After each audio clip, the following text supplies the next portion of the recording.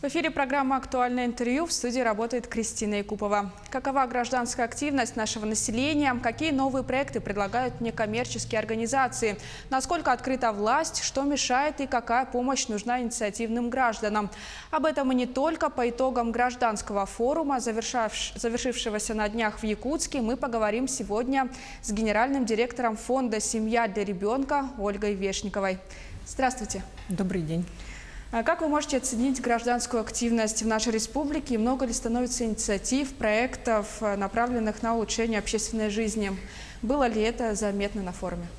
Ну, я считаю, что в Якутии всегда гражданская активность и гражданская позиция была достаточно высокой и активной. К примеру, в республике зарегистрировано 2234 некоммерческие организации. На душу населения получается большое количество.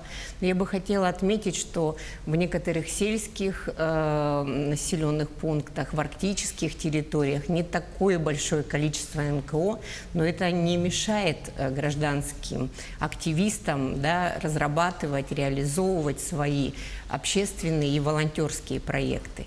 Гражданский форум – это ежегодная такая площадка объединения, я бы сказала, общества, власти и бизнеса для того, чтобы посмотреть, насколько мы развиваемся, что у нас получается, наши точки роста, перспективы, но и проблематика в том числе.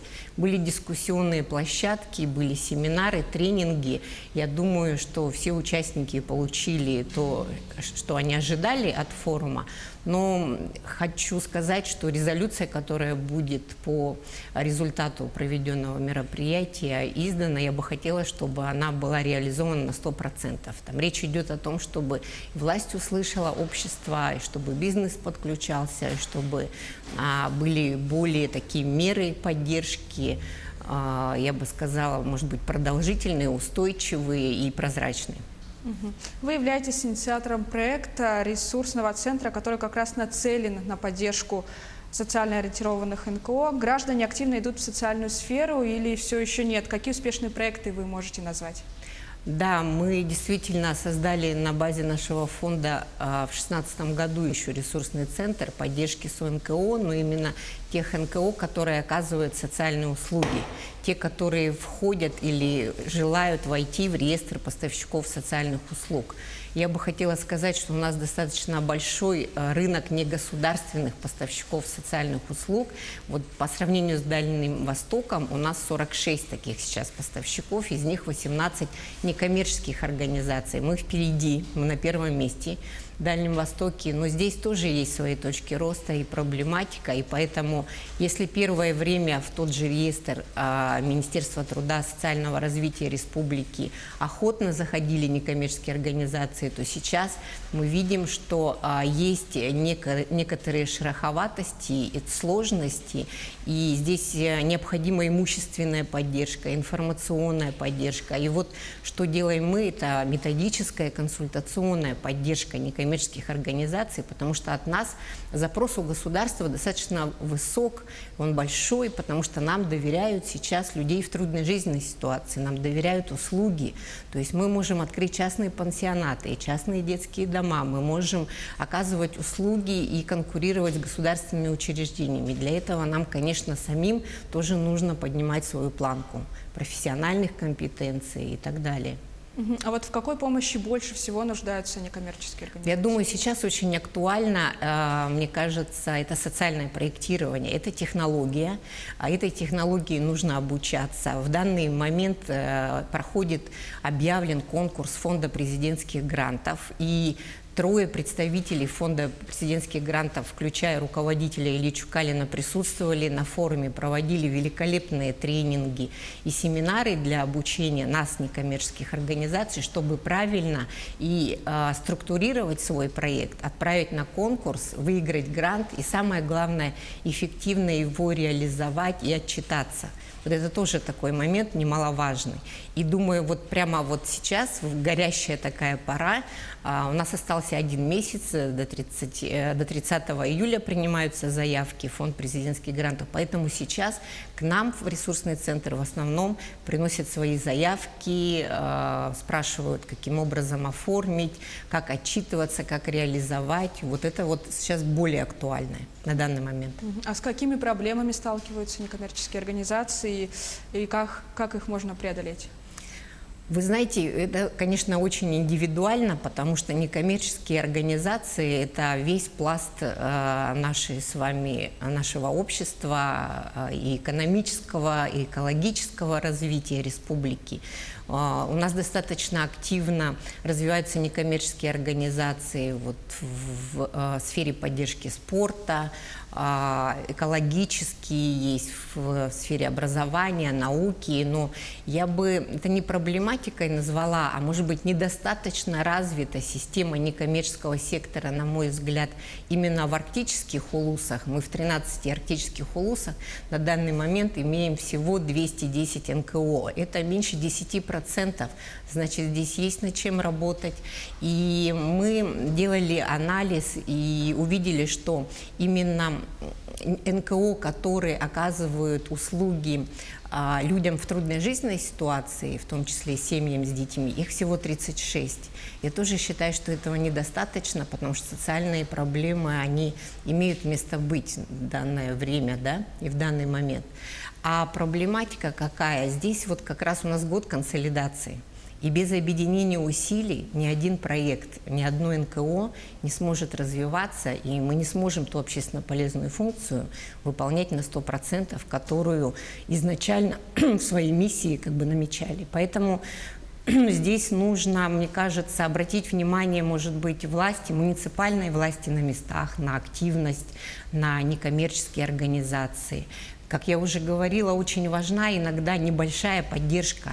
Да, это может быть организационная поддержка, это может быть предоставление помещений, информационная. Вот в СМИ вы о нас будете рассказывать, это тоже очень здорово, это мотивация, и о нас будут узнавать. И я бы хотела, конечно, некоммерческим организациям пожелать развития, не бояться. И это действительно очень позитивная сила, это человеческий ресурс. И если мы будем развиваться, тогда качество жизни будет лучше, я уверена в этом. И некоторые острые углы, острые проблемы мы тоже можем участвовать в решении проблематики, да? Поэтому думаю, что все у нас получится. А еще, когда мы привлекаем федеральные средства, федеральные гранты, это же инвестиции, это финансовые инвестиции. А если мы применяем какие-то новые социальные технологии, практики, это социальные инвестиции. Поэтому я считаю, что когда власть, общество, бизнес вместе объединится для каких-то общих полезных, добрых дел, то мы можем сделать вдвойне и втройне лучше и быстрее. А в каких районах республики активнее всего некоммерческие организации и какие муниципалитеты поддерживают? Ну, я бы хотела отметить по количеству, это, конечно, наши крупные города. В городе Якутске 1100 НКО, дальше идет Нерингри, потом Алдан, Мирный, Ленск, это понятно. Ну, по поддержке, мне очень нравится Горный Улус, мне нравится район, мне нравится, как органы местного самоуправления взаимодействуют с некоммерческим сектором, и это очень видно и отражается на успешных проектах, реализованных и привлеченных на территорию, в район. Я отмечаю некоторые арктические районы, которые пытаются, в частности, вот Булунский, да, улус, который уже развивает на своей территории некоммерческий сектор. И я бы хотела пожелать другим муниципалитетам брать пример с успешных таких практик. Да. И иногда некоммерческие организации, они же выводят, это как флагманы, они выводят вперед муниципалитеты, и о них знают даже на федеральном уровне, что отрадно. А если такие, кто, начав проект, не может реализовать его? Есть такие, и как раз по рекомендации Фонда президентских грантов Две некоммерческие организации сейчас как бы на сопровождении находятся в нашем ресурсном центре, потому что все было хорошо на стадии проектирования, на стадии получения гранта, и вот первый этап прошел. Но потом, во-первых, человеческий фактор. Во-вторых, бывает так, что не хватает каких-то ресурсов, и не всегда финансовые ресурсы нужны в проекты.